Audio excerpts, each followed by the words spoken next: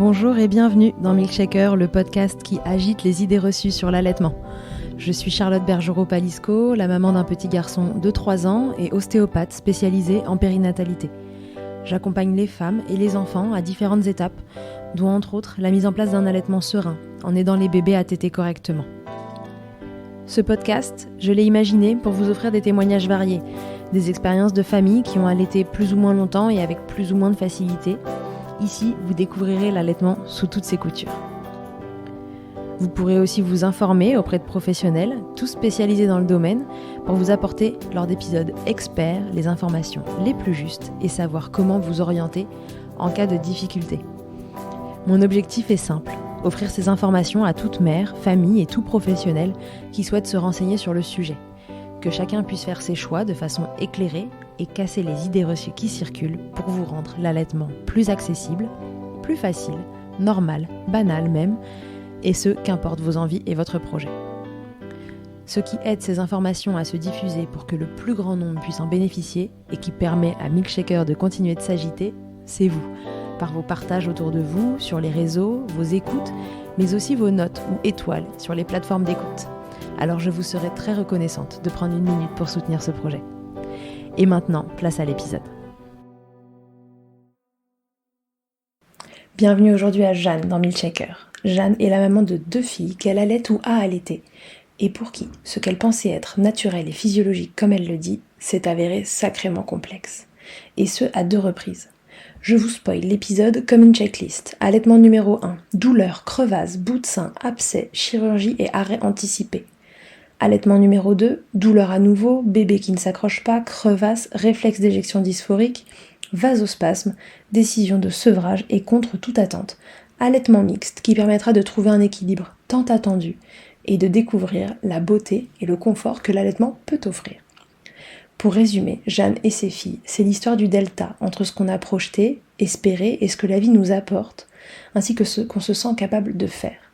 Et c'est une certaine clairvoyance aussi dans la tempête, suffisante pour se rappeler que ce qui importe le plus, c'est d'abord de se sauver soi-même. Car retenez le plus important, votre bébé a besoin de vous, mais de vous en bonne santé mentale et physique. Prenez soin de vous et écoutez Jeanne, je sais que ce témoignage résonnera pour beaucoup d'entre vous. Et je vous souhaite une belle écoute.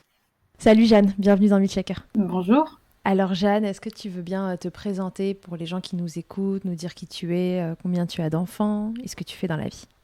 Oui, donc je m'appelle Jeanne, j'ai 36 ans, j'ai 2 enfants, une première Héloïse qui a bientôt 4 ans et une deuxième Joséphine qui a bientôt 7 mois. Dans la vie, je suis une thésarde de longue durée en droit. Donc je suis en train de terminer ma thèse en droit. Donc je suis juriste et puis je fais de la recherche. Ok. Et donc du coup, tu as allaité tes 2 enfants? Alors j'ai allaité les 2. De presque 3 mois pour Héloïse, mais donc l'allaitement s'est terminé un peu brutalement parce que j'ai eu un abcès. Et puis Joséphine, je l'allaite encore, donc elle a 7 mois dans 2 jours et voilà, pour l'instant je l'allaite encore. Ok, très bien. Commençons par le commencement. Qu'est-ce que tu t'étais dit avant d'allaiter la première fois? Quels étaient tes objectifs ou quelles étaient tes envies autour de ce projet d'allaitement? Est-ce que pour toi c'était une évidence ou est-ce qu'au contraire tu t'étais dit que c'était pas pour toi? Alors, je m'étais justement dit que c'était une évidence et je m'étais pas dit grand-chose. Ça fait peut-être, je me suis demandé des fois si ça faisait pas un peu partie des problèmes que j'ai eus, c'est que moi j'avais pas trop d'objectifs. C'est que c'était une évidence d'allaiter. J'avais grandi avec les récits de ma mère qui avait allaité ses 3 enfants. J'avais jamais entendu de récits d'allaitement qui se passaient mal. À la limite, les difficultés, je les ai découvertes en faisant des lectures avant mon accouchement ou pendant la préparation à l'accouchement et à la naissance que j'avais fait avec ma sage-femme qui expliquait qu'il pouvait y avoir des difficultés d'allaitement. Mais moi, j'avais l'impression que c'était quelque chose d'assez naturel, simple, intuitif. Ouais, tu t'étais dit les galères, ce sera pour les autres, quoi, pas chez moi. Je m'étais pas forcément dit ça, mais je pense que j'avais pas réalisé que ça pouvait prendre autant de place, les galères. Je m'étais dit qu'il y aurait peut-être des difficultés, mais que ça allait pas être aussi difficile.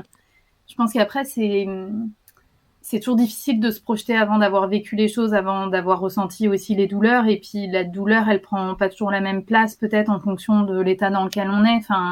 il y a tout le contexte en fait.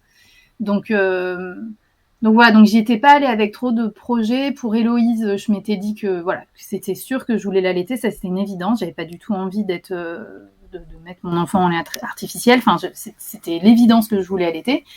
Et j'avais prévu de m'arrêter 4 mois, ce que j'ai fait. Donc je m'étais dit que je voulais être dans un allaitement exclusif pendant 4 mois, et puis qu'après, a priori, j'allais sevrer.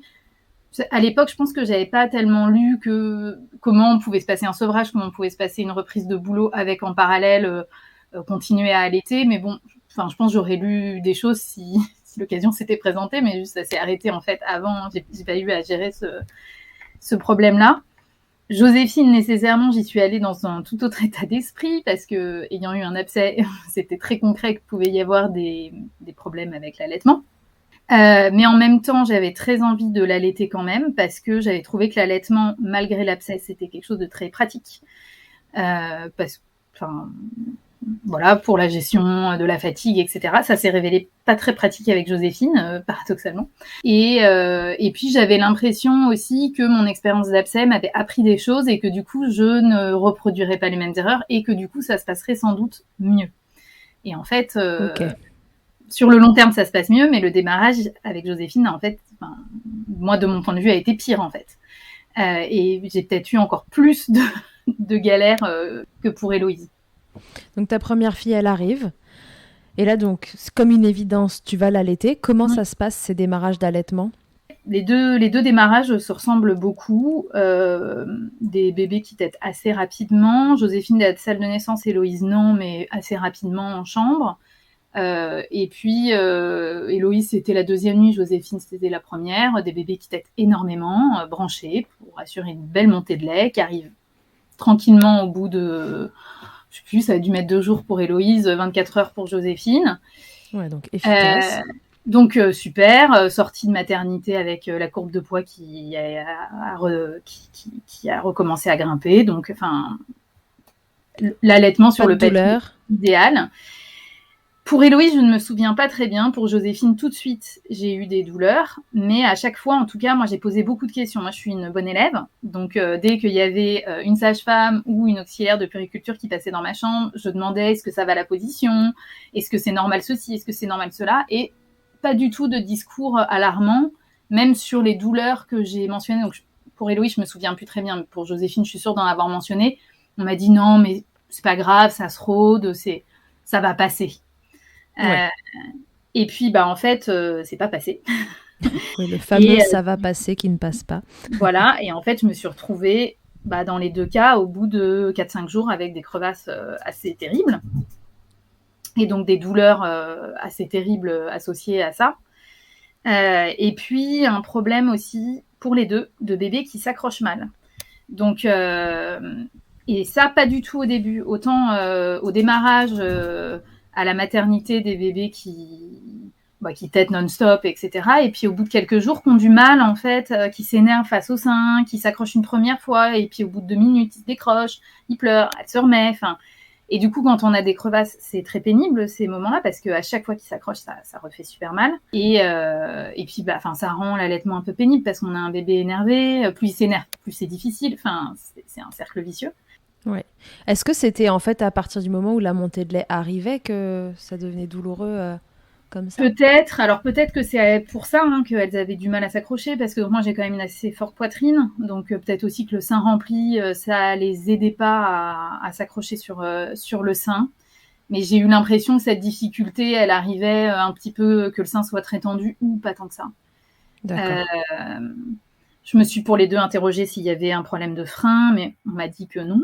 Donc, il n'y avait pas de problème physiologique on est aussi allé voir pour les deux des ostéopathes pour être sûr qu'il n'y avait pas de problème de nuque coincée, quelque chose qui empêchait le bébé de bien s'installer, et a priori, non.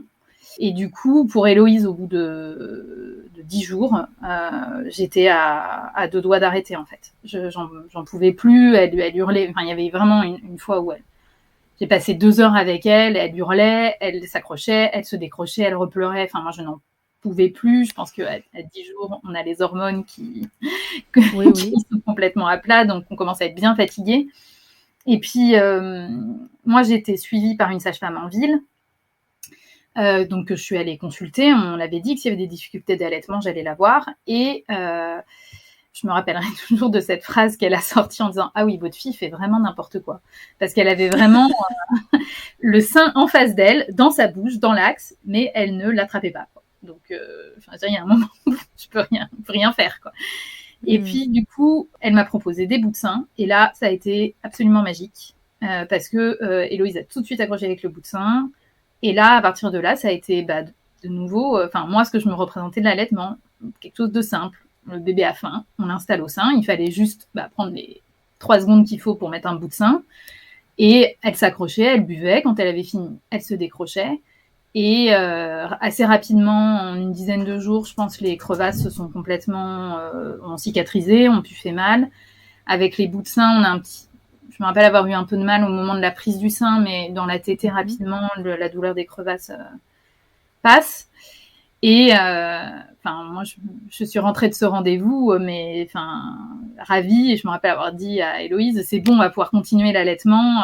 J'avais l'impression que mon allaitement était complètement sauvé. Et c'était pas faux, hein, parce qu'après, ça s'est très bien. À l'instant T, ça a permis de sauver Exactement. quelque chose.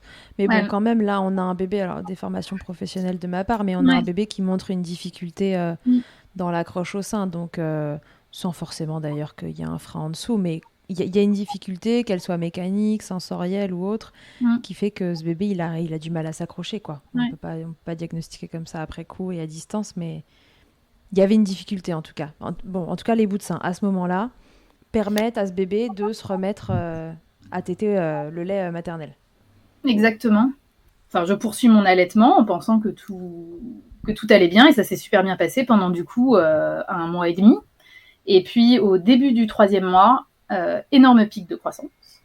Et du coup, cette sensation, je pense aussi qu'elle arrive au début du 3e mois parce que les seins commencent à s'assouplir pas mal. Tout d'un coup, je sens, malgré des seins très mous post-pic de croissance, une masse dans le sein. Là, je me dis, il y a un truc qui est un peu bizarre. Manque de peau, c'était la Toussaint, on était en vacances à la campagne, un endroit où il n'y avait pas de sage-femme. Et donc, du coup, et en plus, ma sage-femme était en congé ce week-end-là, donc pas possible de l'appeler non plus. J'ai juste eu au téléphone la mère d'une amie qui est sage-femme, avec qui j'ai discuté, qui m'a dit, bon, c'est sans doute un petit engorgement, donc j'ai commencé les choses classiques, le verre d'eau, la feuille de chou, le chaud, le froid, pour essayer de faire passer cette masse. Mais alors, par contre, moi, je ressentais une masse, mais il n'y avait pas de rougeur, j'avais pas de fièvre, j'avais pas mal, j'avais juste une boule dans le sein qui partait pas. Et puis, je reviens de congé, donc ça faisait déjà 1 semaine que j'avais cette masse. Je vais voir tout de suite ma sage-femme, qui, elle dit, c'est très certainement une mastite, donc pareil, rebelote. Elle me dit de prendre un tire-lait. C'est vrai qu'à l'époque, j'en avais pas encore loué, donc tire-lait, chaud, froid, chou, et on repart pour 1 semaine. Et au bout d'1 semaine, en fait, toujours la masse. Donc ça faisait quand même 2 semaines que j'avais une masse dans le sein qui ne partait pas. Ouais, et donc là, c'est déjà trop long, en fait. C'est ça, je pense. Et donc, du coup, elle me fait faire une analyse de sang qui avait montré la présence d'une infection, mais rien de dramatique. Je ne sais pas exactement ce qu'elle avait dosé, mais la prise de sang montrait rien de grave, a priori. Et ce jour-là, j'avais aussi fait une séance d'acupuncture. Alors, aucune idée de si ça a joué ou pas. C'est ma généraliste qui fait aussi de l'acupuncture, et elle pense que ça a peut-être joué pour peut-être casser la coque de l'abcès, en fait. Peut-être qu'il était là et qui était enfermé dans sa coque ou dans sa poche. Oui. Ouais, le principe de l'abcès, en fait, c'est que la masse, finalement, de lait qui ne sait pas... À la base, c'est un engorgement qui devient plus ou moins une mastite, mais toi, tu n'as pas eu les signes de mastite purement. Et en fait, la collection, il y a une coque qui se forme autour, et donc là, c'est plus possible de l'évacuer tout seul, et ça forme un abcès du sein, on appelle ça. C'est ça que j'ai pas précisé, c'est que moi, je n'ai détecté aucune mastite avant dans l'allaitement. J'ai pas eu de fièvre, j'ai pas eu les seins rouges, j'ai eu aucun signe laissant supposer qu'il y a eu une mastite non traitée avant cette phase-là, avec cette masse. Et donc, du coup, séance d'acupuncture, et le lendemain, j'ai une tétée qui me fait mal. je décide de tirer mon lait du côté du sein droit, qui était donc le sein où il y avait cette masse. Et puis là, je trouve le lait d'une couleur un peu bizarre. Et je me demande s'il n'y a pas du pus dedans. Donc, j'appelle ma sage-femme qui me met tout de suite sous antibiotiques. Le jour suivant, le sein était tout rouge, hyper tendu, et j'avais de la fièvre. Donc, Ça va, t'as pas l'impression de faire les choses à l'envers. C'est ça. Et puis, donc, le jeudi, là, ma sage-femme me dit, bon, ok, vous allez aux urgences, là, il faut quand même voir ce qu'il y a. Et puis là, je vais aux urgences de Port-Royal, qui est quand même une des meilleures maternités de Paris. Et puis, j'y reste 5 heures. Et puis, en fait, il n'en est pas sorti grand-chose, quoi, parce que je n'avais plus de fièvre. Aussi parce que j'avais pris du paracétamol. Le sein était rouge, mais pas non plus moins que la veille. Et puis, j'avais pas vraiment mal, moi. En fait, j'avais des douleurs au moment où je tirais mon lait ou au moment je mettais plus du coup Héloïse à ce sein-là, mais voilà, j'avais eu des douleurs à téter, mais voilà, j'avais pas le bras ou ça avait pas, il y avait pas de douleur au repos, quoi, on va dire, mis à part une tension. Et donc du coup, je repars avec, je sais plus, une ordonnance d'ibuprofène et mettre du chaud et du froid dessus, quoi. D'accord. Et puis en fait, ça dure encore une semaine, où ça va en fait un peu mieux, j'ai plus de fièvre, le sein n'est plus rouge, mais bon, je n'allaite plus Héloïse du côté droit, j'allaite que du côté gauche. Parce que ça te fait mal ? Parce que quand je tire, il y a un peu de pus qui sort, donc je me dis, bon, on va peut-être éviter de lui faire boire du lait infecté. Et puis, au bout d'une semaine, ça va mieux, mais sans retrouver de la souplesse, mais il y a toujours cette masse. Et il y a vraiment un soir où je me dis, j'en ai ras-le-bol de ce truc. Je masse mon sein un peu vigoureusement, on va dire, et là, une quantité de pus qui sort. C'était assez impressionnant. Donc là, je me dis, ok, je crois que là, il n'y a pas de doute, il est minuit, le lendemain matin, aux aurores, je contacte ma sage-femme, je vais la voir. Là, elle dit, ok, il n'y a pas de doute. Donc, vous retournez aux urgences. Je retourne aux urgences. Et là, oui, face à du pus qui sortait en quantité importante, il n'y avait pas de doute. Ils ont fait une échographie qu'ils auraient pu faire une semaine plus tôt. Ils étaient quand même un petit peu mal à l'aise de ne pas avoir fait une écho une semaine plus tôt. Et puis, il y avait un abcès pas petit. Apparemment, on a parlé d'un abcès de la taille d'un œuf. Donc, quand même un abcès assez important. Et du coup... eux m'ont dit en tout cas pas de possibilité de ponction, donc fallait opérer. Et donc du coup, ils m'ont gardé le soir même. Il était entre-temps 22h, ils m'ont gardé. Donc opération sous anesthésie générale, où on ouvre le sein pour retirer l'abcès. Donc drôle de première séparation avec mon bébé, parce que du coup j'ai passé la nuit à la maternité. Un peu étrange aussi quand même de se retrouver avec...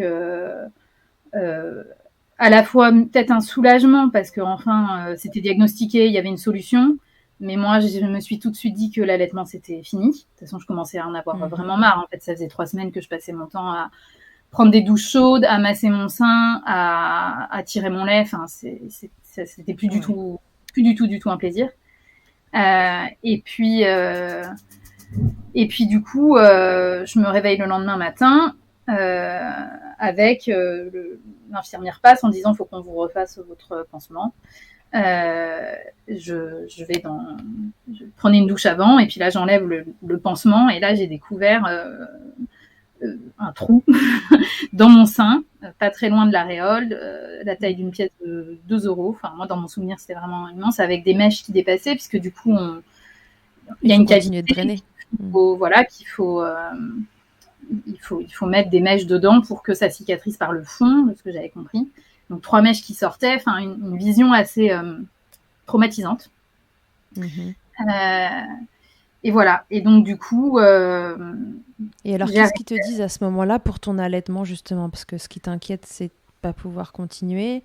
Ça t'inquiète de pas pouvoir continuer ou tu te dis de toute façon c'est clair dans ta tête, c'est fini ? Moi je crois que j'ai pas envisagé 2 secondes en fait de continuer. Je crois vraiment que j'en avais marre. De toute façon, en fait, je pouvais plus allaiter à droite, au moins le temps que ça cicatrise.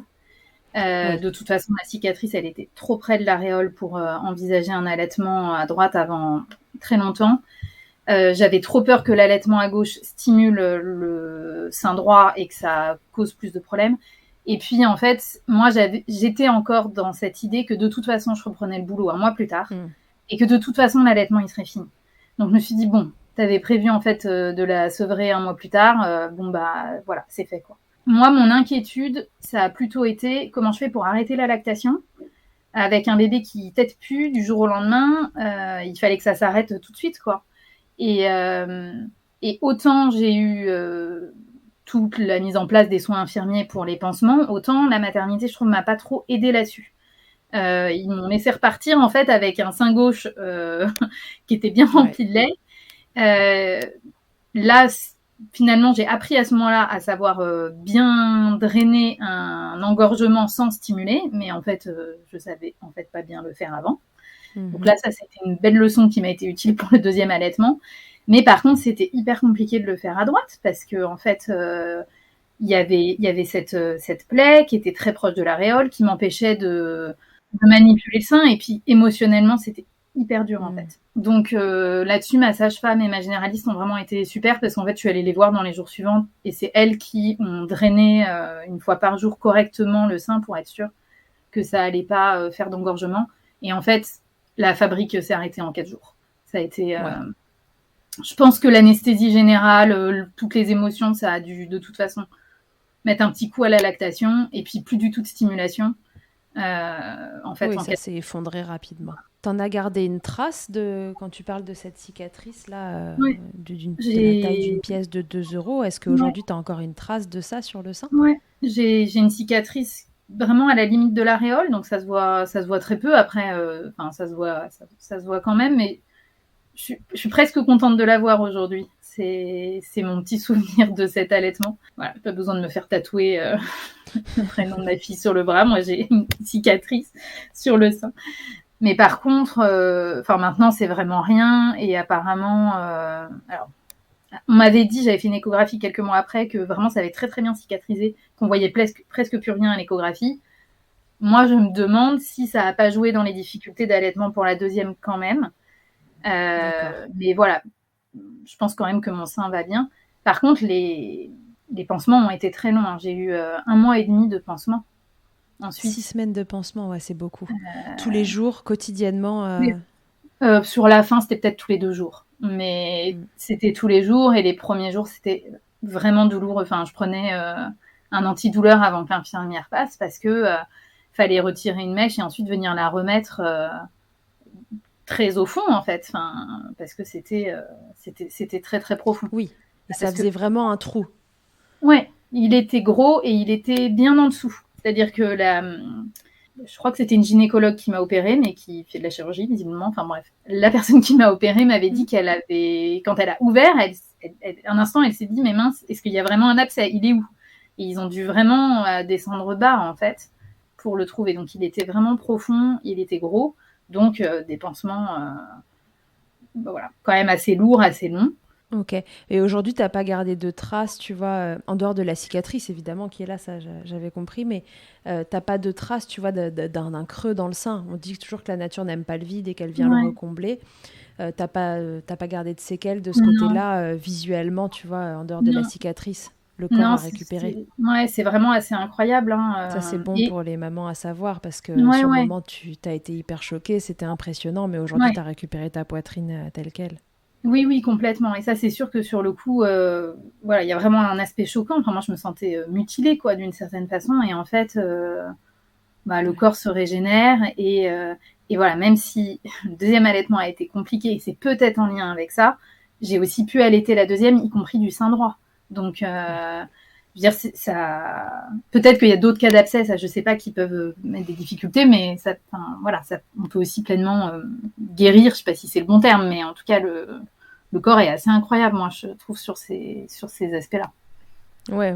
C'est plus difficile, c'est vrai, de se remettre sur ces cicatrices, où c'est une ouverture totale, que sur les drainages. On en parle dans l'épisode d'Elsa, là, qui est sorti en janvier 2022, si vous écoutez cet épisode dans longtemps, où elle, sur son deuxième abcès, justement, elle a pu avoir une ponction Mm. de l'abcès et ça a été beaucoup plus simple pour se remettre, ça permet de Oui, continuer d'allaiter parce que finalement la oui, plaie oui, est beaucoup moins oui, soumise oui, à infection, etc.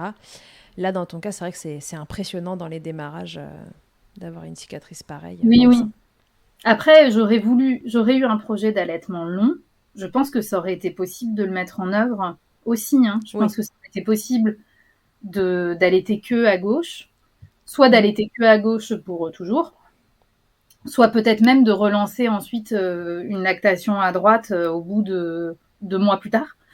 Ouais, ouais. Je ne sais pas si c'est possible, mais enfin, je pense que si j'avais Tout est vraiment voulu, possible. ça aurait été possible. Si c'est, voilà, moi Toi, à cet c'était instant-là, ça comme, signait la fin de cette histoire-là. Tu voilà, étais de toute façon dans une dynamique où tu voulais, où tu t'étais dit que tu arrêterais au moment de la reprise du travail.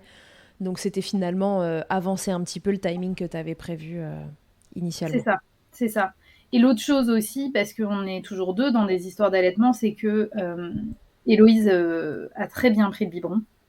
Je crois même, en fait, bon, du coup, dans toutes ces histoires, elle avait pris, et c'est pas plus mal, elle avait pris son premier biberon entre mes 2 passages aux urgences, quoi, en gros, parce que j'avais plus assez de lait, en fait, en allaitant que d'un côté. Et en fait, j'ai eu un peu l'impression que effectivement, elle avait eu des difficultés aussi à s'accrocher et que avec le biberon, le lait qui coulait tout seul dans la bouche, ça lui convenait très très bien. Et du coup, elle m'a énormément aidée là-dedans. Alors, je pense qu'elle a dû sentir que de toute façon, y avait pas l'option continue. C'était le bib ou rien. Mais ça lui a convenu. Et quand je suis revenue de la maternité, forcément, je l'ai prise dans les bras. Je l'avais pas vue depuis presque 24 heures. Et quand, je pense comme beaucoup de bébés, quand Héloïse voulait téter, elle ouvrait la bouche et elle tournait la tête vers mon sein. Et donc elle l'a fait, je l'ai prise dans les bras, elle s'est tournée vers mon sein. Et là, je lui ai dit non, Héloïse, c'est fini, il n'y a plus de lait, mais par contre, on peut faire des câlins. On a fait un gros câlin. Et elle n'a plus jamais ouvert la bouche en tournant sa tête vers mon sein de toute la vie, quoi. Et Mm. je trouve ça assez incroyable de voir comme moi, je pense que les bébés comprennent beaucoup de choses et de voir. Ça, c'est Elle m'a sûr. aidée, quoi. Elle m'a vraiment aidée. J'ai pas l'impression après. Je pensais quelque chose dont je lui parlerais. Je pensais pas anodin dans son parcours elle aussi, d'avoir eu un sevrage aussi brutal.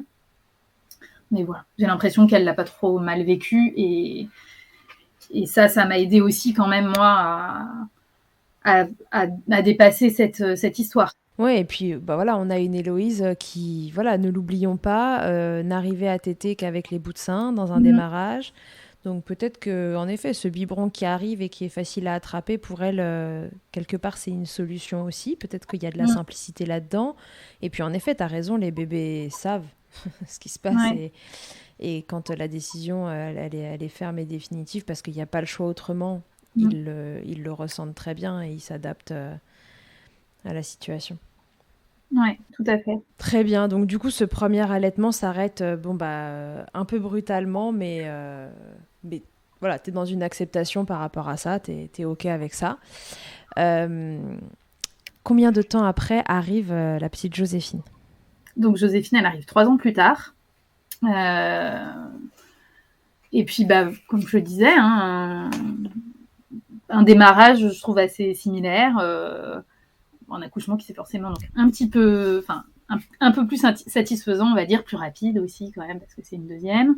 Et puis mise au sein rapide, montée de lait rapide, des douleurs dès le début. Et ça, moi, j'ai tout de suite posé des questions. Et Mhm. ça, je pense que c'était une des choses qui n'était pas facile, c'est que je me souvenais plus exactement quelle était la douleur des crevasses, quelle était la douleur qui était liée un peu à l'abcès, enfin les gènes de l'abcès, c'est-à-dire que quand sur la fin de l'abcès, je tirais mon lait et qu'il y a du pus qui sort, en fait, c'est un peu épais, ça fait quand même un petit peu mal dans les canaux. Euh, et du coup, je mélangeais, je pense, un peu toutes les sensations. Et du coup, je savais plus trop si les douleurs que je ressentais au début, qui n'étaient pas très fortes, mais est-ce que c'était normal, que c'était voilà, la mise en place de l'allaitement, le rodage, ou est-ce qu'il y avait un truc qui était déjà en train de pas très bien se passer? Mais là encore, alors je m'étais préparée un petit peu différemment. J'avais pas trop relu de choses au niveau livre, etc. Peut-être que j'aurais dû, en fait, rétrospectivement. Mais par contre, j'avais changé de sage-femme. parce que j'avais voulu être accompagnée en aptonomie pour cette grossesse-là, et qu'il se trouve que non seulement elle faisait de l'aptonomie, mais elle accompagne aussi les allaitements. Et donc, on en avait discuté ensemble avant, et je m'étais dit, là, pour le coup, s'il y a le moins de problèmes, la sage-femme, je la vois tous les jours s'il le faut, mais hors de question que ça reparte dans le décor comme le premier allaitement. S'il y a une mastite, je veux passer à côté, quoi. Et elle était tout à fait d'accord sur le fait que, avec un antécédent d'abcès, il fallait un peu surveiller les choses, donc elle était très disponible pour moi. Mais donc, passage à la maternité, il se trouve que je suis sortie un vendredi, elle était partie en week-end un peu avant, donc on s'est pas vu avant le lundi suivant avec ma sage-femme. Par contre, j'ai vu une sage-femme du Prado, donc une sage-femme à domicile le week-end suivant mon allaitement, et donc et les sages-femmes de la maternité et la sage-femme du Prado ont dit non, il n'y a rien de grave, c'est en train de se faire. Le lundi suivant, donc J+5 de mon accouchement, quand ma sage-femme me voit, elle fait quand même. Quand même, en fait, là, il y a des belles crevasses. Non, en fait, ça doit pas faire mal. Donc là, on va falloir régler le problème, quoi. Et là, en fait, je suis partie pour un mois compliqué. Alors, je pense que c'est même pas la chronologie enfin, je sais même pas comment parler de ce premier mois, tellement ça a été chaotique. Parce que donc il y a eu des crevasses très très importantes qui par moments se sont un peu résorbées et des moments où ça allait de nouveau moins bien, donc des douleurs on va dire en permanence pendant le premier mois.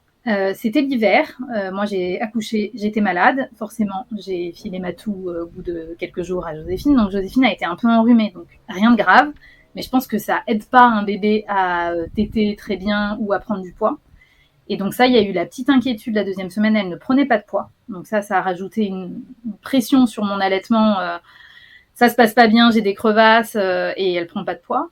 Joséphine est un bébé qui dort très bien, et ça, elle nous l'a montré dès la deuxième nuit. Donc elle faisait des plages assez longues, même la nuit, de 5 heures, ce que toutes les mamans rêveraient d'avoir. Sauf que là, en fait, comme elle prenait pas de poids, il a fallu la réveiller. Elle ne se réveillait pas. Donc on passait avec mon mari 1h30 à la stimuler, et puis ensuite elle passait 1h30 à hurler devant le sein parce qu'elle aussi elle avait du mal à s'accrocher. Et pour le coup, de mon côté, toute la physiologie de l'allaitement que j'avais bien ressenti pour Héloïse, le côté où les hormones soutiennent la fatigue en fait, en aidant à se réveiller dès qu'on entend le bébé pleurer, pouf, on est réveillé, on le met au sein, on se rendort tout de suite. Moi j'ai fait du cododo pour les deux. Héloïse, une fois qu'elle était installée au sein, avec les bouts de sein, moi, je me rendormais et puis je me réveillais au bout d'un moment. Elle dort, je la remettais dans son lit et mes nuits étaient à peu près correctes. Là, je mettais beaucoup de temps à sortir de mon brouillard quand elle se réveillait la nuit, et puis elle mettait beaucoup de temps à être au sein. Donc entre-temps, j'étais très réveillée et puis en fait, je me rendormais pas du tout pendant qu'elle tétait, peut-être aussi parce que j'avais mal. Donc moi, j'étais quand même très très fatiguée. Ouais. Donc tout ça a fait un mois très très fatigant. Et donc face à ça, on a cherché des solutions. Forcément, on a évoqué de nouveau les bouts de sein. Moi, j'étais quand même pas fan parce que c'est peut-être quelque chose qui a joué dans mon abcès. On ne sait pas. En tout cas, on a un bébé qui n'arrivait pas à s'accrocher au sein, donc qui éventuellement avait un problème de succion qui peut-être drainait pas bien le sein. Et on rajoute à ça un bout de sein qui, si jamais vous ne savez pas ce que c'est, est en fait comme un embout en plastique qu'on vient ajouter sur le sein et qui est un peu préformé, ce qui fait que les bébés ont un peu plus de facilité à l'attraper qu'un sein classique s'ils ont un problème avec leur succion. Mais ce bout de sein-là fait que le transfert de lait peut être moins bon et éventuellement favoriser tout ce qui est engorgement, mastite, abcès. Donc voilà, de toute façon, ce qu'il faut se souvenir avec les bouts de sein, c'est que c'est toujours une solution assez transitoire normalement. C'est ça. Donc du coup, il faut essayer de les enlever. On l'envisage quand même, on fait même un essai, mais je ne sais pas si c'est Joséphine qui n'est pas du tout comme sa sœur, ou moi où elle a senti que j'étais pas convaincue, mais en fait, Joséphine n'a jamais accroché avec les bouts de sein. Donc elle s'accrochait limite encore moins bien quand il y avait le bout de sein que sans bout de sein. Moi, j'ai fait une tétée avec un bout de sein, j'ai senti que ça drainait pas bien. Donc je me suis tout de suite dit, ah non, j'ai des crevasses, je vais pas en plus avoir un abcès, enfin là, non. Ouais. Et puis, voilà, ça ne réglait pas le problème. Elle, globalement, elle en voulait pas. D'ailleurs, Héloïse a eu une tétine, Joséphine n'en a jamais voulu. Enfin, je pense que Héloïse avait un rapport au plastique différent de ce qu'a Joséphine. Donc du coup, les bouts de sein, ça ne fonctionnant pas, il a fallu travailler la position. Et je pense que là-dessus, moi, j'ai été désavantagée un peu par deux choses par rapport à la position.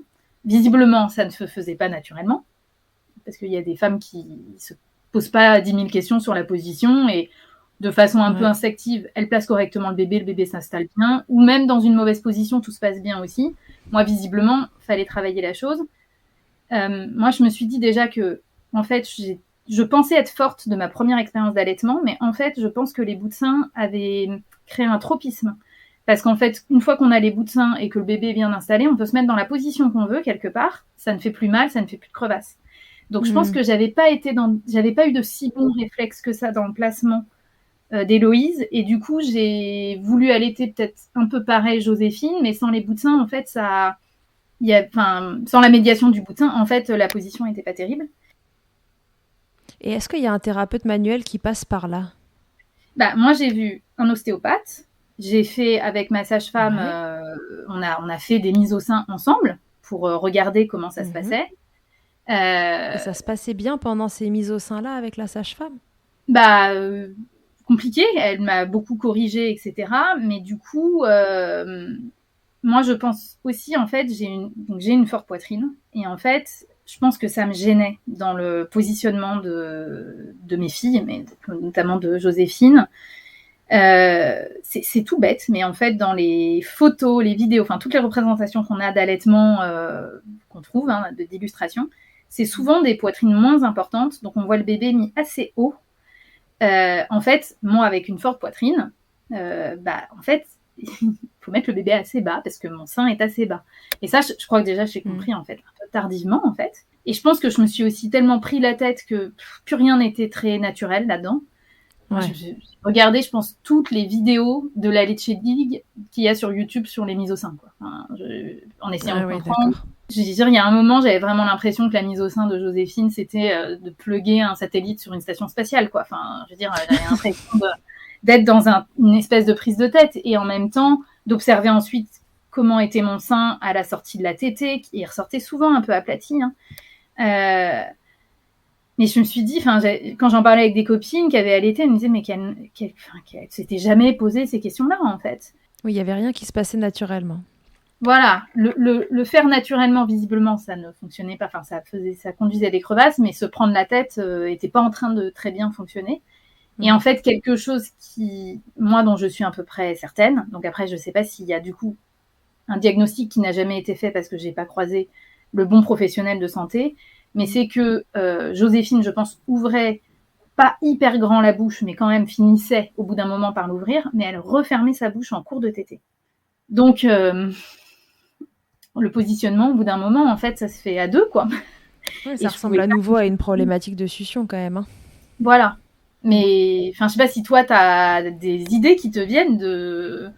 Ah oui, j'ai envie de l'avoir dans les mains, là. Je peux te l'amener.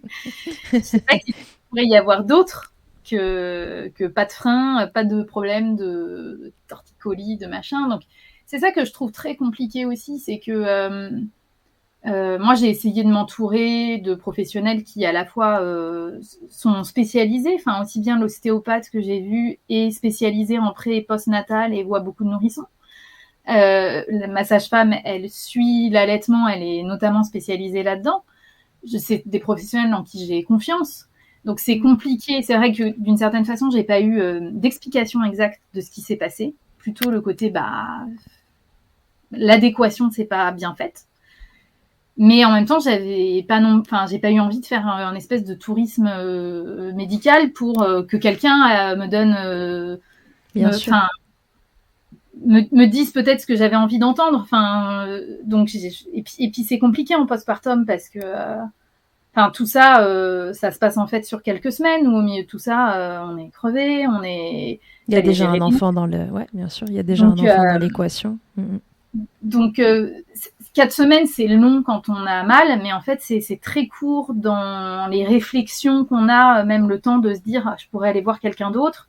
Bon, il y a déjà en fait 2-3 semaines qui sont passées et on est dans une situation où, moi, au bout de 4 semaines, en fait, c'est pour ça que j'ai entrepris un sevrage. J'avais juste plus vraiment envie non plus, en fait. J'étais dans l'ambivalence. Mais j'étais plutôt dans cette optique-là plus que dans une optique d'aller voir quelqu'un qui potentiellement n'aurait pas non plus de réponse à mes problèmes. Et surtout, il y a quelque chose qui s'est mis en place et là, c'est très personnel, hein, c'est que tout ça a fait. Bon, déjà, aussi, si je l'ai pas fait, c'est parce qu'il y avait des mieux. Régulièrement, déjà, les crevasses, au fil des semaines, se sont quand même améliorées. Il y avait des moments où vraiment, à plusieurs reprises, je me suis dit, ça y est, je tiens le bon bout, c'est en train de se régler. La mise au sein aussi. Enfin, il y avait des fois où elle prenait très bien le sein, d'autres étaient où elle le prenait moins bien. Elle avait moins de difficultés à s'accrocher. Le rythme commençait à se faire. Elle prenait du poids, donc c'était réglé de ce côté-ci. Donc, sans arrêt, moi, je me suis dit, bon, bah, ça y est, on tient le bon bout. Et puis, en fait, c'était en dents de scie, en fait. Ça valait mieux. Et puis, de nouveau, ça allait pas bien. Et donc, pendant toute cette période, j'ai été à osciller entre est-ce que j'entame un sevrage ou est-ce que je m'accroche. Et en même temps, avec aussi le problème qu'entamer un sevrage dans le courant du premier mois, c'est en fait hyper compliqué. Parce qu'en fait, la lactation est pas très bien installée. Donc, si on fait n'importe quoi, elle peut se casser la gueule et ça peut être fini. Et en même temps, faire un sevrage au milieu des pics de croissance, ça marche pas très bien. On supprime une tétée pour mettre un biberon et elle en met 4 derrière parce qu'elle est en pic de croissance. Ouais. Donc en fait, moi je me suis retrouvée, je me sentais un peu coincée aussi en fait, dans l'impression de toute façon de pas pouvoir prendre une décision, enfin de pas pouvoir faire un choix parce que de toute façon, quoi qu'il arrive, j'en avais encore pour 2 semaines de sevrage extrêmement chaotique, avec des risques d'engorgement, avec un risque d'abcès. Donc moi, je me suis n'oublions pas ta première expérience qui... Ouais. Oui, qui, je pense, planait un petit peu quand même au-dessus de ma tête. Hein. Je pense qu'elle jouait à la fois dans le fait d'avoir... le risque était devenu très réel, quoi. Et puis aussi... avoir une expérience d'allaitement compliquée, c'est une chose. En avoir 2, j'ai commencé à me dire que c'était vraiment moi qui faisais mal, que c'était vraiment moi qui avais un problème, que vraiment j'étais pas douée. Et puis, je pense que je l'avais pas mesuré, mais en fait, il y avait quelque chose à réparer d'une certaine façon. C'est que j'avais décidé d'allaiter Joséphine, pas par revanche, mais j'avais quand même bien envie que ça se passe mieux. Et en fait, c'était en train de se passer moins bien. Donc ça, c'était un peu douloureux. Mis tout ça dans le postpartum, ça fait pas une bonne sauce du tout. Et oui, ça fait une période un peu compliquée. Voilà. Et du coup, je me suis retrouvée au bout d'un mois avec tout ça qui a commencé à vraiment me taper sur le système, quoi. Il y a eu, c'était le 25 décembre, ça s'oublie pas, hein, quand même. On a mieux à faire que le jour de Noël que péter un câble. Mais j'ai fini, j'avais de nouveau hyper mal. J'étais pas bien. Je me suis énervée sur mon aînée. Je ne sais même plus pourquoi, mais elle s'est mise à pleurer. Je la sentais triste aussi, en fait, parce que j'étais pas très disponible. Hein. De toute façon, je pense qu'un premier mois, quand on allaite, on n'est pas très disponible pour l'aîné. Mais alors, quand ça se passe mal et qu'on passe en plus le peu de temps libre qu'on a à mettre des crèmes, mettre de la nanonine, faire des compresses de lait, c'est infernal. Et en fait, j'ai planté la famille. On était dans une location en bord de mer. J'ai planté tout le monde. Je suis sortie et je suis allée me promener toute seule sur la plage en pleurant. Et avec cette idée, enfin déjà, j'étais très triste. Je me sentais très nulle. J'avais l'impression que mon corps me faisait défaut. En fait, je me suis dit, qu'est-ce que je fais mal? Et si je fais pas les choses mal, ça veut dire que c'est moi fondamentalement qui et un corps pas fait pour l'allaitement, c'est complètement injuste. Et puis, avec cette idée qui revenait dans ma tête de là, tu devrais te casser, quoi.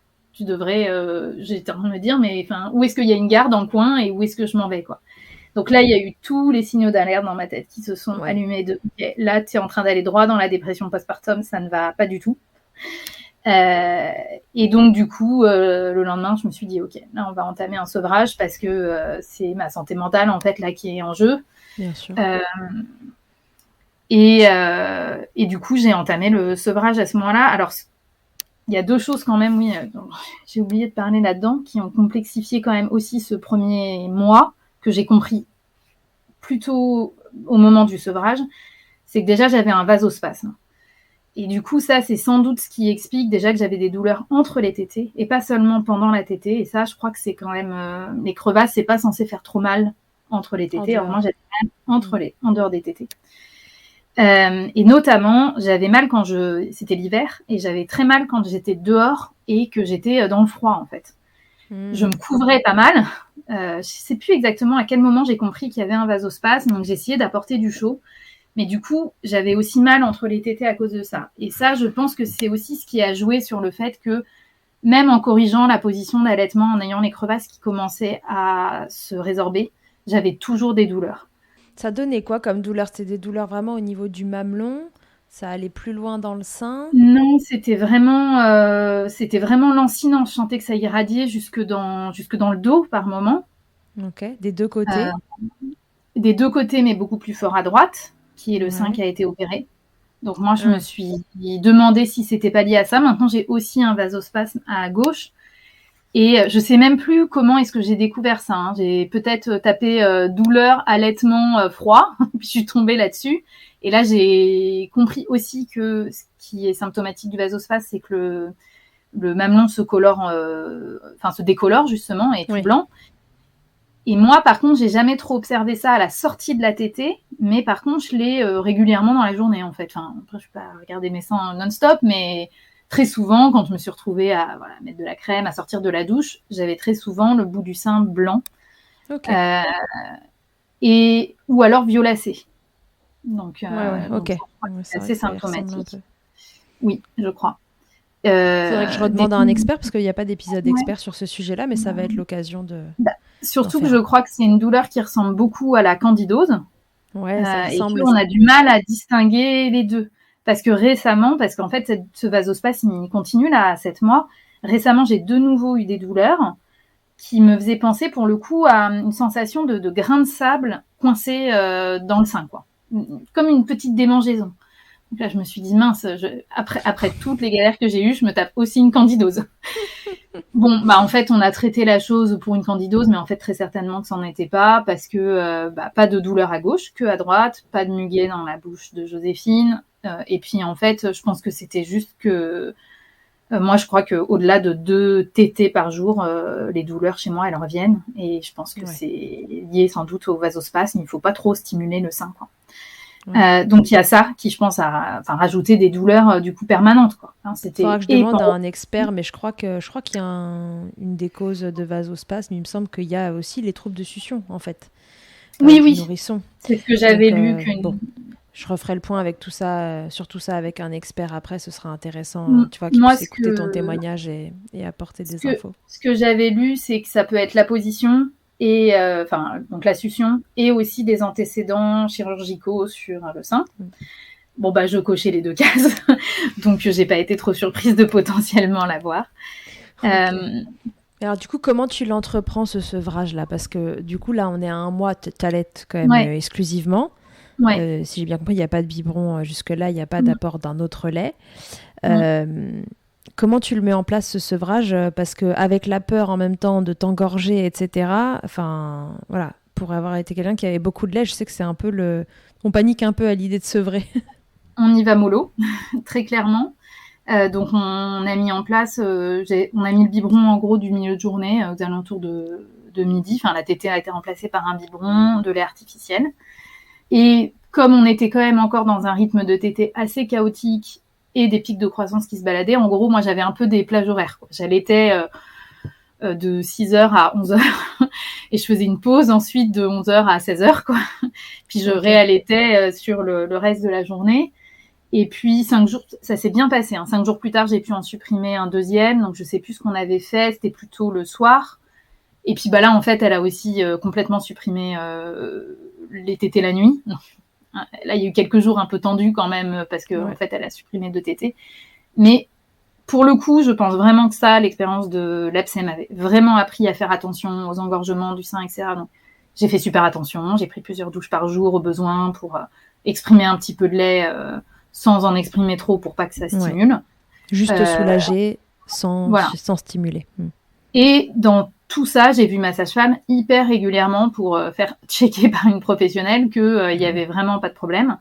Et ça, je pense que c'est hyper important quand on se galère d'être accompagné, hein, parce que on en a besoin sur le plan psychique, et puis voilà, ça évite qu'il y ait des choses qu'on détecte pas, en fait. Et en fait, ça a duré à peu près 15 jours. En 15 jours, on était descendu à 2-3 tétées ou 2-3 biberons en fonction des jours, quoi. Et puis, en fait, les douleurs se sont arrêtées à ce moment-là, à peu près. Enfin, en tout cas, elles sont devenues très supportables. Donc les Voire... douleurs du moment de la tétée ou les vasospasmes ou les deux? Ouais, les crevasses, c'était terminé. Donc, il n'y avait plus de douleur au moment de la tétée. Et entre les tétées, j'avais pas ou peu de douleur. Et du coup, je suis restée. Tu t'es dit pourquoi arrêter là? Là, je me suis un peu ça. Je me suis dit, je vois pas l'intérêt de retirer une tétée de plus. On va bien voir si ça tient. Et puis, en fait, ça a tenu. De temps en temps, il y a eu des pics de croissance. Donc, c'est plutôt l'allaitement qui a encaissé les pics de croissance. De temps en temps, ça me refaisait mal. Voilà. Est-ce que c'est la succion? Est-ce que c'est le vasospasme? Je ne sais pas. Mais donc, du coup, souvent, quand j'étais au-dessus de 3 tétées, j'avais de nouveau mal. Donc là, je me disais, bon, allez, on rebascule, on redescend. Ouais. Mais en fait, en faisant ce jeu de 2-3 tétées, de temps en temps 4, en fait, on a poussé l'allaitement jusqu'à son entrée en crèche quand elle avait un peu plus de 4 mois. Et puis, les premiers mois, le premier mois et demi où elle était en crèche, j'ai tiré mon lait en journée parce que j'avais justement pas envie que la lactation s'effondre, parce qu'entre-temps, je commençais à bien aimer allaiter. Du coup, tu as repris plaisir. Bah oui, parce que si on enlève les contraintes, 3 tétés dans la journée, un bébé qui est pas dépendant de nous et tout, j'ai envie de dire, au bout d'un moment, ça devient quand même super confortable, cette histoire. C'est ça, c'est que je pense qu'il y a eu l'effet, déjà j'avais plus mal, donc plus de douleur, c'est quand même en fait ça change la vie. Enfin, ouais. Effectivement, la liberté que donne l'allaitement mixte, dans les semaines qui ont suivi la mise en place de l'allaitement mixte, je suis allée me faire une journée de hammam avec ma mère et ma sœur, et j'ai pu partir pendant plusieurs heures.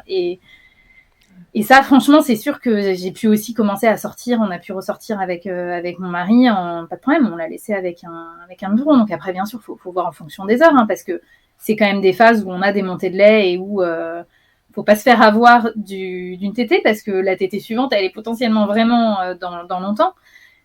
Donc fallait faire attention à ça. Mais c'est sûr que ça m'a donné une liberté,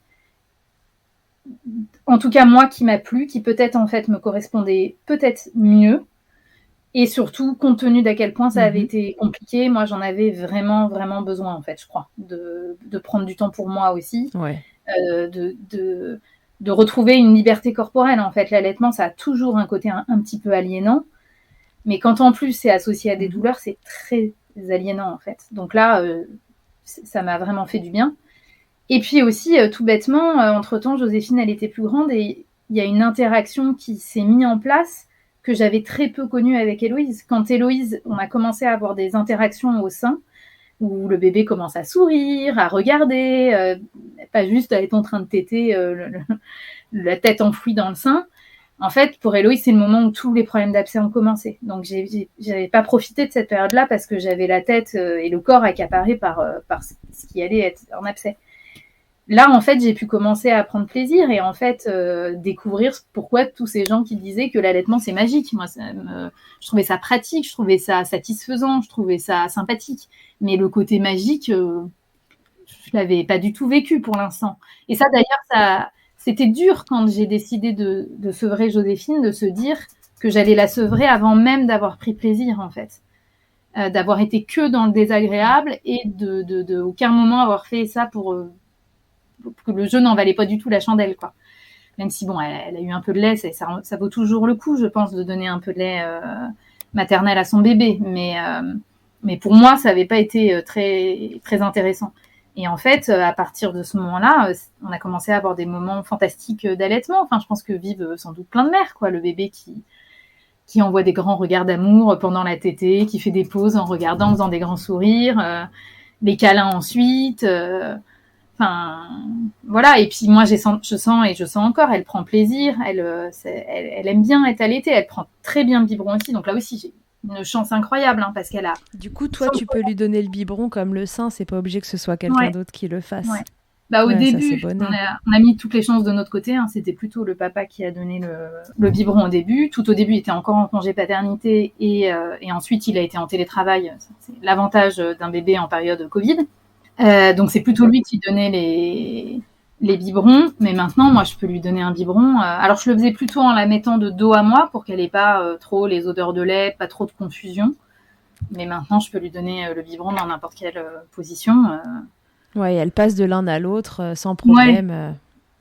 éventuellement, il y a même des moments où elle peut avoir eu son biberon et puis elle réclame quand même le sein. Je pense qu'il y a l'aspect émotionnel de la chose et puis elle tète un petit peu.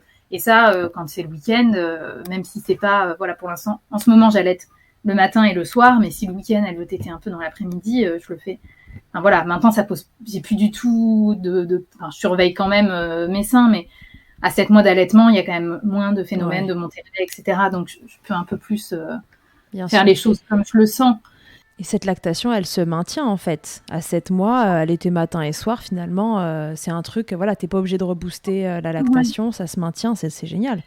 Bah, là, en tout cas, ça fait 2 semaines que j'ai supprimé le tirage de lait en journée parce que je commençais à en avoir un peu marre. Et en fait, alors, comme elle était en allaitement mixte, moi, j'ai pas tiré pour lui donner du lait à elle. Parce que, de toute façon, c'était une charge mentale supplémentaire de devoir apporter mon lait à la crèche. Donc, c'était pas mon projet. Par contre, quelque chose qui, moi, me tenait à cœur, c'était de faire un don de lait pour un lactarium. Et donc, du coup, en fait, j'ai tiré pendant un mois, quand elle était à la crèche, je tirais une fois. À la fois, ça soutenait ma lactation et ça m'a permis de faire un don de lait au lactarium de Paris. Et ça faisait partie de mon projet d'allaitement à moi, de pouvoir faire un don de lait. Je ne peux pas trop expliquer pourquoi. Moi, j'ai eu des bébés à terme, en bonne santé. Donc, j'avais envie de pouvoir donner quelque chose pour les enfants et les parents qui n'ont pas cette chance. Donc ça, je suis hyper contente. C'est hyper généreux parce que c'est vrai que c'est des tirages qui auraient pu servir à ta fille, à la crèche, etc. Donc c'est hyper généreux de ta part d'en avoir fait profiter d'autres bébés. Bah voilà, moi je savais que de toute façon, j'avais dû renoncer tôt pour Héloïse et tôt pour Joséphine au concept d'allaitement exclusif. De toute façon, elles avaient du lait artificiel. Donc voilà, pour moi, ça n'avait pas forcément du sens J'étais pas à cheval sur le fait qu'elles aient plus de lait maternel que ça. Et voilà, par contre, c'est sûr que donner son lait au lactarium, c'est un peu plus contraignant. Les conditions pour tirer sont un peu plus contraignantes que quand on le fait pour soi.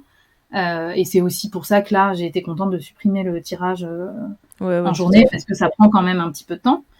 Donc, on va voir si la lactation tient. Mais finalement, je me retrouve maintenant à pouvoir avoir un projet d'allaitement qui finalement est celui que j'ai toujours eu. C'est que moi, j'ai jamais eu comme projet d'allaiter X mois ou très longtemps mon enfant. Moi, mon projet, ça a toujours été, moi, j'ai envie d'allaiter, puis je le fais tant que ça me fait plaisir et que je sens que ça plaît à mon bébé. Et en fait, ces difficultés m'avaient empêché d'avoir ce projet jusque-là parce que je me suis retrouvée contrainte d'arrêter pour Héloïse et en fait d'arrêter finalement non pour Joséphine. Et je pense aussi que de ne pas avoir de projet d'allaitement longue durée, ça ne m'a pas aidée. Peut-être que d'autres femmes, de toute façon, dans l'adversité, coûte que coûte, auraient voulu que ça marche parce qu'elles avaient un projet longue durée. Moi, je n'avais pas cette motivation, en fait. J'avais pas du tout, même si je suis persuadée que le lait maternel, c'est ce qu'il y a de mieux pour le bébé, j'avais pas non plus, ça me posait pas de problème. J'ai pas cette croyance que c'est problématique pour un bébé de se retrouver au lait artificiel si c'est global. Faut mieux lui donner du lait artificiel et avoir une mère qui est pas au bout du rouleau que de l'allaiter coûte que coûte. Et du coup, là, je me suis retrouvée dans cette situation enfin où je peux faire effectivement être juste dans le présent. Donc là, pour l'instant, ça convient à Joséphine, cet allaitement matin et soir et en journée le biberon. Ça me convient à moi. J'ai un peu en tête de le faire jusqu'à la fin de l'été parce qu'on va passer des vacances ensemble et que du coup, on aura le temps et que ça aura un côté pratique. Je pense que peut-être que pour moi, à la rentrée, au niveau boulot, j'aurais peut-être envie de pouvoir reprendre encore plus de liberté, peut-être pouvoir aussi plus facilement ressortir le soir, etc. Mais on verra en septembre. Porter, quoi. Voilà, exactement. Et puis peut-être aussi que c'est Joséphine qui va se sevrer naturellement toute seule. Peut-être aussi que la lactation va en fait moins bien tenir avec juste 2 tétées par jour dans X semaines. Et là, c'est OK aussi, en fait. En effet, il y a évidemment des risques dans ces cas-là que la lactation tombe un peu et que Joséphine se détourne du sein à un moment. Mais puis peut-être pas du tout. Peut-être que ça peut Oui, oui. continuer comme ça très longtemps. Toi, décider que tu peux sortir le soir et avoir un petit tire-lait nomade, tu vois, Oui. pour ce soir-là, si tu as envie. Toutes les options sont possibles. Le plus important, finalement, c'est que tu t'écoutes et que tu la regardes elle faire et à toutes les deux vous allez trouver Ouais, le bon équilibre et c'est finalement exactement. ce que tu as fait au moment où tu as sevré et tu t'es écouté, tu t'es dit que là Mm. il fallait faire autrement puisque tu étais en train d'y perdre ta santé mentale et à t'écouter finalement tu as trouvé un équilibre qui vous convient à toutes les deux alors génial, finalement c'est cet allaitement là que tu voulais peut-être. Oui, mais par contre, jamais, j'avais jamais songé à l'allaitement mixte avant, en fait. Il est venu tout seul. Après, enfin, je pense que j'ai eu beaucoup de chance. J'ai eu de la chance qu'elle accepte le biberon et qu'elle continue néanmoins à téter, Oui, parce qu'il tout y a à des fait, bébés qui auraient pu, dans ces cas-là, soit refuser l'un ou l'autre. bien sûr. Euh, Ça aurait pu amplifier ses difficultés de succion aussi, je pense, de passer au biberon encore plus. Là, Mhm. non, elle a quand même réussi à améliorer la chose parce que je pense que maintenant, elle prend quand même relativement bien le sein. Et puis, ma lactation a tenu.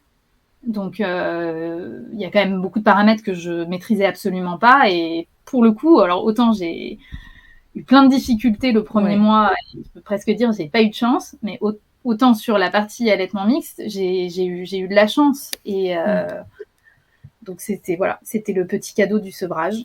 Mais comme quoi, de temps en temps, enfin, je pense que j'aurais pu aussi continuer. Enfin, ça aurait peut-être été moins vertueux de m'acharner en fait dans un allaitement exclusif. Mm. J'aurais peut-être déjà vraiment foncé droit dans une dépression postpartum. Peut-être aussi que il y aurait eu des complications encore plus compliquées autour de l'allaitement, ou alors que me serais tellement dégoûtée que j'aurais fini par sevrer 2 ou 3 semaines plus tard et que là j'aurais plus voulu entendre parler d'allaitement de près ou de loin, Ouais. et que ça aurait pas réparé aussi en fait cette première expérience un peu en demi-teinte.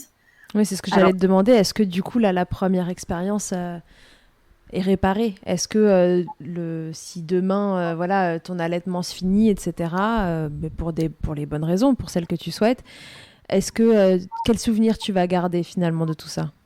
j'oublierai pas qu'il y a eu plein de choses compliquées et qu'il y a eu plein de choses douloureuses et c'est en même temps une belle leçon de vie hein, aussi.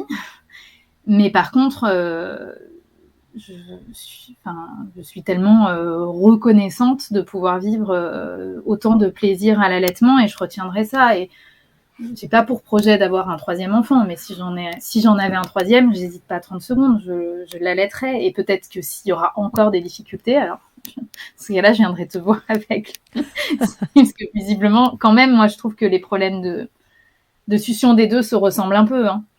Mm. Euh, mais peut-être, enfin, je pense que je tenterai le coup une nouvelle fois Avec un parce objectif d'allaitement exclusif ou en te disant est-ce que le mix finalement c'est pas une bonne solution pour moi? le Qu'est-ce truc, que c'est t'en que je sais tires? pas si on peut vraiment mettre en place un allaitement mixte dès le début. Je pense quand même que pour la montée de la C'est pas lactation, l'idéal. ça peut être quand Mm. même très compliqué. Là, j'ai quand même eu de la chance que ça tienne au bout d'un mois, mais il y avait quand même eu un mois d'allaitement exclusif qui avait quand même, on Ouais. avait passé les premiers pics de croissance. Donc je pense que si je veux vraiment allaiter, je pense qu'il faudra prendre le risque d'un allaitement exclusif. Mais maintenant, je connais la suite de l'histoire. Je sais à quel point ça peut vraiment être un énorme plaisir. Alors que quand, en décembre, j'étais dans ces difficultés-là, je n'avais pas idée que ça pouvait être aussi génial. Je pense que c'est un peu comme quand on vit les contractions au premier enfant et au deuxième. Au premier enfant, on imagine bien que on va être content d'avoir son bébé dans les bras, mais ça fait quand même super mal. Au deuxième, on sait déjà que ça va s'arrêter, on sait qu'on va oublier la douleur des contractions, et puis on sait à quel point on va vivre des choses incroyables avec son enfant derrière. Donc on vit des choses avec plus de philosophie en fait. Ouais, ouais, et Euh, plus de distance. Mm. Là, je n'avais pas idée que ça pouvait être aussi intense. L'expérience d'allaitement en fait, c'est un peu, je trouve ça assez indescriptible. Moi, j'ai l'impression qu'il n'y a rien de plus proche après l'accouchement l'allaitement de la vie in utero, en fait. J'ai l'impression que c'est un moment où on refusionne, en fait, le temps de l'allaitement. On est de nouveau en lien complet. Il y a quelque chose de sensoriel qui se passe, en fait. Bien sûr. Donc oui, on sent pas le bébé bouger dans le ventre, mais ils font des petits mouvements, on les a dans le creux de nos bras. C'est un petit peu... Enfin, moi, je trouve que sur le plan émotionnel, c'est ça qui est le plus proche. Et du coup...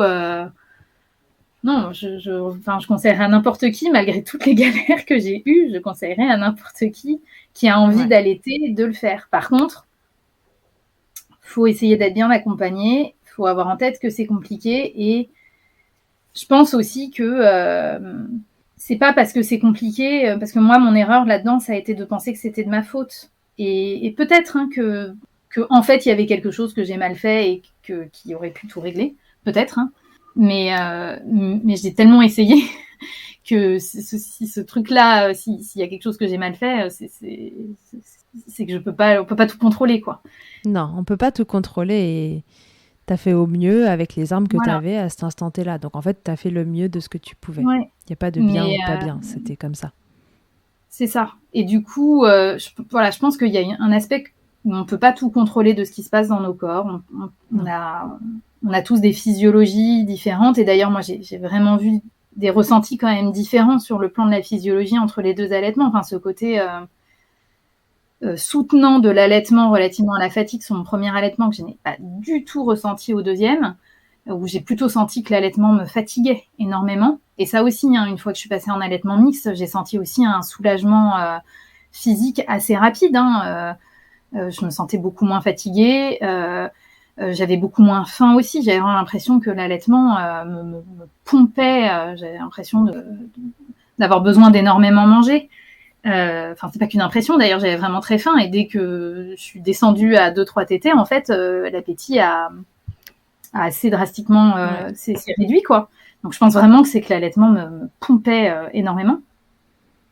Et ça, je l'avais pas du tout ressenti pour l'aîné. Donc, je pense vraiment qu'il y a une physiologie qu'on maîtrise pas, et puis il y a le bébé en face qu'on maîtrise pas, y compris dans les galères qu'il a que dans les facilités qu'il a à passer du biberon au sein. Voilà, je pense que je peux dire que on a donné les premiers biberons pour les deux, c'est le père qui les a donnés, que moi j'ai fait attention, de les mettre plutôt dos à moi pour pas qu'elles sentent trop le lait, que moi j'étais assez alignée quand j'ai fait les choses sur le fait que pour Héloïse, que je voulais que ça se termine, que pour Joséphine, je voulais que ça se réduise. Donc sans doute que ça a favorisé de la clarté pour le bébé. Et elles n'ont pas pu taper dans mon ambivalence parce qu'à ce moment-là, il n'y en avait pas. Mais je pense aussi que j'ai eu de la chance. J'ai eu des filles qui étaient OK pour le biberon. Et ça, c'est pas que les choses que j'ai faites qui ont permis ça. C'est aussi... Oui, il y a une part d'alchimie entre les différentes choses qui se mettent en place et qui fonctionnent ou qui ne fonctionnent pas. Dans ton cas, ça a fonctionné. Et tant mieux. Puisque tu nous parlais du papa, j'ai juste une petite question. Est-ce que, tu vois, dans les prises de décision de j'allaite pas, je sèvre pas, comment il se positionne le papa dans tout ça? Parce que si on comprend bien, en décembre, là, après ce premier mois d'allaitement de Joséphine, t'es épuisée, t'as mal et t'es à deux doigts de sombrer dans quelque chose qui psychologiquement est pas très confortable, on va dire.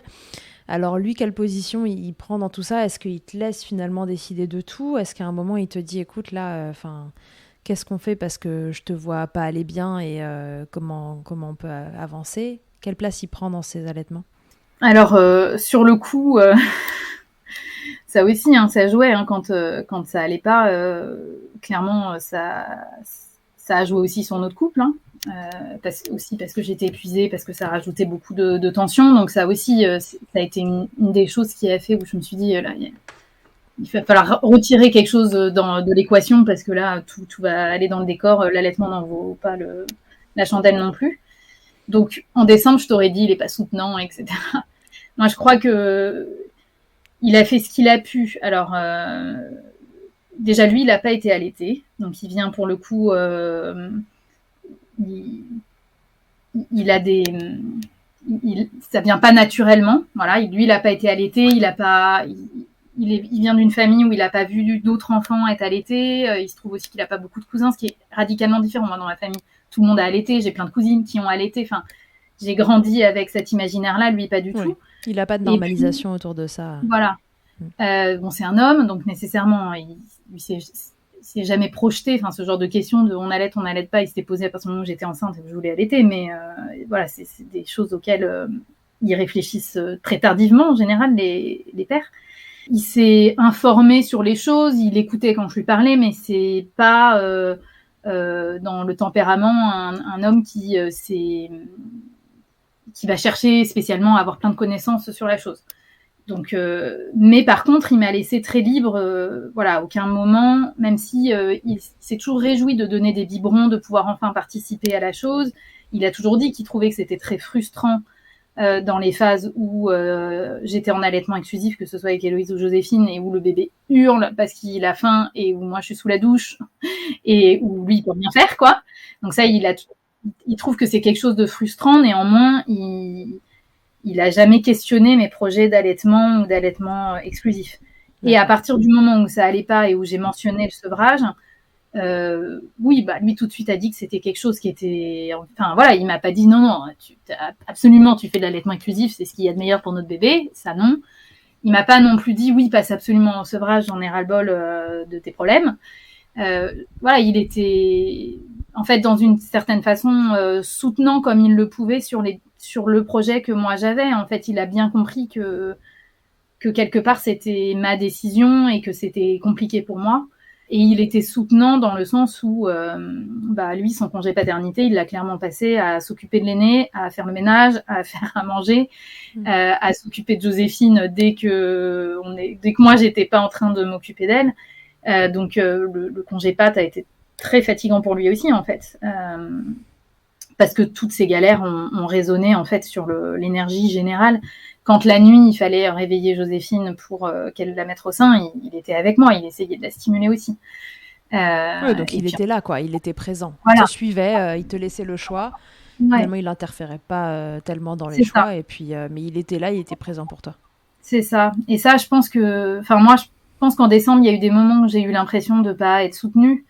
Même d'une certaine façon, ma sage-femme, la première fois que je lui ai dit je réfléchis à sevrer au bout de 2 semaines, elle m'a plutôt encouragée à pas m'arrêter tout de suite. Et il y a eu une partie en tête, je me suis dit, elle me force un peu à continuer à allaiter, quoi. Et en fait, non, je pense qu'elle avait très bien compris qu'en fait, j'y tenais à cet allaitement et qu'en fait, elle essayait d'être la voix de la raison parce qu'elle sentait bien que moi, j'étais un peu en roue libre. Et puis parce qu'elle avait en tête aussi que ça allait pas être si simple, qu'il y avait les pics de croissance. Enfin, d'ailleurs, elle me l'a expliqué. Sevrer un bébé au milieu des pics de croissance et de la deuxième montée de lait, c'est pas l'idée du siècle. Donc attention aux engorgements. Et elle me l'avait dit, si vous voulez sevrer. D'ailleurs, à partir du moment où j'ai dit que j'allais sevrer, elle m'a accompagnée dans le sevrage de façon... elle m'a pas culpabilisé 2 secondes, au contraire. Enfin, voilà. Donc je pense que c'est très compliqué aussi dans toutes ces galères autour de la maternité, c'est que même si on est soutenu, à la fin, on est un peu seul face à nos corps, face à nos envies. Ce qui m'a le plus aidé, moi, là-dedans, c'est de discuter avec des copines. Déjà, d'ailleurs, dès qu'on a des galères, tout l'imaginaire qu'on a que ça a été simple pour les autres a tendance à se fissurer. C'est-à-dire que dès qu'on parle de ces galères, tout le monde vient en disant « Ah, mais non, mais en fait, pour moi non plus, ça n'a pas été simple. » Donc, par exemple, moi qui avais l'impression que toutes mes cousines avaient allaité et que ça avait été si facile, en fait, non. Il y en a qui ont eu plein de crevasses, qui se sont galérées. Elles disent toutes, il faut vraiment avoir la foi les premières semaines parce que c'est vraiment galère. Il y en a qui, en fait, ont arrêté. Et en fait, on n'en parle pas. C'est pour ça que je trouve que des podcasts comme le tien, c'est hyper important. C'est super de parler aussi quand ça se passe bien parce qu'il ne faut pas inquiéter les femmes. Mais... et ça, après, c'est... Le champ des possibles, c'est quand même intéressant. Exactement. Après, c'est le tempérament de chacune. Moi, je préfère connaître à l'avance toutes les galères possibles et ne pas les subir, mais savoir qu'elles existent. Je sais que d'autres femmes, ça les inquiète énormément. Moi, mais c'est aussi lié à mon expérience. Moi, c'est plutôt le discours très... Non, mais il faut arrêter de faire peur aux femmes. Tout est très naturel. Tout se passe bien. C'est physiologique. C'est naturel. Et puis, tout d'un coup, moi, j'étais confrontée au fait que si c'était physiologique et naturel, ça voulait dire que c'était vraiment moi qui étais nulle. Et ça, en fait, c'est plutôt quelque chose... Moi, c'est plutôt un discours qui m'a desservie. Ouais. Mais je ne doute pas que ce soit un discours qui en rassure d'autres. Mais bon, c'est pour ça que je trouve ça très bien qu'il y ait une offre variée. Voilà, de à contenu. chacun sa façon de s'informer ou non, de vivre sa maternité et sa parentalité de la façon dont elle le souhaite. Mais voilà, ce qu'il faut, c'est qu'il y ait l'offre pour faire ce qu'on veut, finalement. Exactement. Exactement. Ok. Est-ce que Jeanne, avant qu'on se quitte, tu veux répondre à mon interview Fast Milk? Ouais, je réalise juste qu'il y a un truc dont j'ai pas du tout parlé, c'est le réflexe dysphorique d'éjection du lait. Et ce truc, je sais pas si tu as déjà fait un épisode dessus aussi. En fait, la déprime arrive juste avant la montée de lait. Et elle s'en va après. Et ça s'en va. Ça dure 1 minute à peu près. Mais pendant 1 minute, t'es submergé. Alors moi, c'était une sorte de vague à l'âme, de nostalgie, un peu l'impression, un peu le sentiment, comme après avoir passé des vacances avec des amis et tu reviens et t'es toute seule, tu vois. Tu vois, ce sentiment de vague à l'âme post-colo. Vraiment une anxiété, quoi, montante. Et j'ai mis du temps à le comprendre et je suis sûre que ça a joué aussi dans mon état mental du premier mois, en fait. Parce qu'en fait, au bout d'un moment, j'ai fini par taper dans Google déprime, hormones, allaitement, parce que j'avais l'impression que ça arrivait souvent quand je la mettais au sein. Oui, il y avait tout ça qui était compliqué. Oui, il y a tout un contexte personnel qui peut me créer de l'anxiété. Mais je me disais quand même, pourquoi je me sens comme ça, quoi. Enfin, je suis aussi hyper contente là de mes filles vont bien, etc. Et puis je suis tombée sur ce truc. Et donc ensuite j'ai observé. Donc je sais plus exactement. Je crois qu'on ne sait pas exactement à quoi c'est dû ce réflexe dysphorique d'éjection du lait. J'ai cru comprendre que ça ne touchait pas toutes les femmes, mais je crois que. Je me dis qu'il y a peut-être pas. Ouais, maintenant je me dis qu'il y a aussi peu d'études qui sont faites. Enfin, moi je m'interroge sur combien de femmes qui vivent une dépression postpartum et qui allaitent. En fait, il y a peut-être ça qui rentre en jeu. Je ne sais pas du tout. Donc, je crois qu'il y a plusieurs pistes possibles. Globalement, ça serait quelque chose d'hormonal, en fait, une régulation hormonale qui se fait mal. Et donc, ensuite, après avoir compris que ce truc existait, j'ai observé. Et donc, j'ai senti qu'effectivement, j'avais ces vagues d'anxiété qui arrivaient. Et là, je regardais ma montre. J'attendais 30 secondes à 1 minute. Je sentais la montée de lait. Donc, que ce soit aussi bien si j'allaitais, ça arrivait au moment où je la mettais au sein, la première minute, le temps qu'il y ait la montée de lait qui se fasse. Mais aussi entre les tétés, en fait, au moment où tu as la montée de lait. Donc, je sais pas, j'étais là, donner le bain à mon aîné, tout d'un coup, vague d'anxiété, je regardais ma montre, 30 secondes plus tard, je sentais les fourmillements dans le sein. Et à partir du moment où je l'ai su, je l'ai vraiment vécu différemment, parce qu'en fait, tant que je le savais pas, quand il y avait cette montée d'anxiété, je crois que mon esprit cherchait la raison. Donc, forcément, c'est facile de trouver quelque chose qui crée de l'anxiété quand on est... on a un bébé de quelques semaines, il n'y a pas de problème, il y en a à l'appel des choses qui peuvent être source d'anxiété. Et là, en fait, à partir du moment où je l'ai su, je l'ai juste vécu comme une contraction. Ah bon, voilà, il y a un moment d'anxiété qui arrive, ce n'est pas agréable, bon, il va passer. Bon, voilà, c'est passé. Et puis, je passais à autre chose, quoi. Et du coup, je pense que je l'ai peut-être encore un peu, mais je pense que je l'ai beaucoup moins aussi parce que j'ai beaucoup moins de phénomènes de montée de lait à 7 mois d'allaitement qu'au début. Et aussi parce que je pense que à partir du moment où il y a du plaisir qui s'est installé dans cet allaitement, il y a peut-être quelque chose qui s'est joué enfin au niveau hormonal. Alors peut-être aussi que je l'ai eu parce que ça a été aussi compliqué, ça je sais pas du tout. Mais en tout cas, peut-être que l'anxiété était contrebalancée par le plaisir. Ouais. Et aussi, ce que j'avais lu, c'est que ce qu'il faut quand on a ça, c'est trouver une distraction, éventuellement pendant qu'on allaite, en fait, occuper son esprit à autre chose. Et moi, je pouvais pas, en fait, le premier mois, puisqu'il fallait tellement que je me concentre sur la position, sur ce qui se passait, que j'allaite en pleine conscience, que je pense que je me prenais cette anxiété de plein fouet. Et puis, comme en plus, c'était de l'anxiété de la mettre au sein, enfin, je pense que tout a joué. Oui, c'était décuplé. La cata. Mais je suis vraiment certaine qu'il y avait ce truc en plus. Alors, sa tête était liée à tout ce tableau. Encore une fois, je n'en sais rien. Mais que, en tout cas, c'est resté au-delà de l'allaitement mixte. Ouais. Et que je l'ai vraiment ressenti ensuite comme une anxiété qui était purement physiologique. C'était pas que je n'aimais pas allaiter, c'était pas que la succion était désagréable ou c'était totalement physiologique et ça passait comme c'est venu. Et vraiment à partir du moment où je l'ai vécu, comme on vivrait une contraction, simplement c'est une douleur psychique plus que physique. je l'ai beaucoup mieux vécu. Et ce réflexe dysphorique d'éjection du lait, en fait, je l'ai trouvé dans aucun bouquin. Il y a, je sais pas qui a fait un article en premier, et puis tous les blogs se le sont un peu copiés, donc on retrouve quelques éléments. Il y a un dossier de la Leche League. On en a parlé dans l'épisode avec Julie Forillon. On en a parlé dans l'épisode sur grossesse, PMA, etc.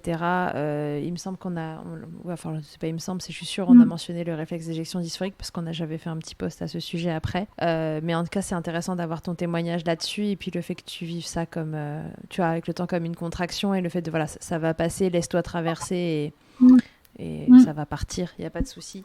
Ça va être intéressant, je pense, comme témoignage pour les mamans. C'est une très belle leçon de façon générale pour faire face aux émotions qui nous envahissent. Alors même si de temps en temps elles sont liées à un contexte qui n'est pas physiologique, mais en fait c'est une bonne. Enfin, j'ai trouvé ça très intéressant de dire qu'on pouvait être traversé par une émotion très désagréable et puis la laisser passer, quoi. Ouais. C'est un bel exercice. Ouais, voilà. J'ai pas eu le choix, mais j'ai beaucoup exercé. Ok. Très bien. Est-ce qu'on a parlé de tout ? Je crois que c'est bon là. On y est, on passe à l'interview Fast Milk avant de se quitter. Jeanne, qu'est-ce que c'est ta tétée la plus insolite ? Ah oui, en plus je l'ai entendu ça dans ton podcast et j'y ai pas réfléchi. Est-ce que j'ai eu des trucs Oui, enfin c'est pas si insolite que ça, hein, mais c'était pour Héloïse. On a eu un trajet en voiture en plein pic de croissance. Donc je crois que j'ai allaité sur une dizaine de parkings entre Paris et l'Auvergne, puisqu'il a fallu s'arrêter. Mais parfois on roulait une demi-heure, il fallait se réarrêter. Et donc là j'ai allaité sur des coins de route, sur presque tous les parkings, ça n'arrêtait pas. Donc c'est pas très insolite, ça arrive très souvent d'allaiter sur des parkings. Là c'était répété. Voilà, l'aspect répété et le trajet qui, sur le papier, durait... on avait 3 heures de route et ça a duré 7 heures. C'était assez... c'est un souvenir assez rigolo. C'est quoi le truc le plus glamour qui t'a été donné de vivre durant ton allaitement ? Ça peut être ironique. Là, je pense que t'en as des trucs pas glamour, toi. Faire sortir du pus de son sein, c'était pas très glamour. Effectivement. Quel bonheur.